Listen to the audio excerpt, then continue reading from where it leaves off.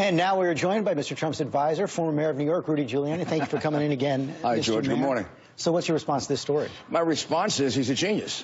I mean, the reality is absolute genius. I mean, the man in The Art of the Deal, this is described. First of all, we're talking about 26 years ago. Perfectly legal. We should get that straight immediately. This is a perfectly legal application of the tax code. And he would have been a fool not to take advantage of it. Not only that, he would have probably breached his fiduciary duty to his investors, to his business. You have an obligation when you run a business to maximize the profits.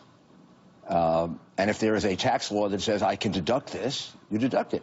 If you fail to deduct it, people can sue you. Your investors can sue you. You say it shows he's a genius. Here's what Robbie Moog from the Clinton campaign says. He says it reveals the colossal nature of Donald Trump's past business failures.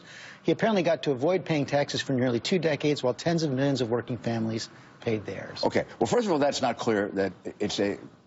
In other words, what was the loss? 1.8 billion? 916 million. 960 million. Well, last year, for example, he made $625 million. So if he had 1 year in which he made $1 billion, he would have wiped out the loss carry forward in 1 year. So it's unlikely that he carried forward for 18 years. That's with the amount of income he was making. Second, every great man has had failures. And in The Art of the Deal, he explains that. Churchill was thrown out of office twice. Steve Jobs was fired from Apple and had nothing. The reality is, this man, 26 years ago, had some failures, and then he built an empire. I'd like that working for me for the United States. This is a genius at how to take advantage of legal remedies that can help your company survive and grow.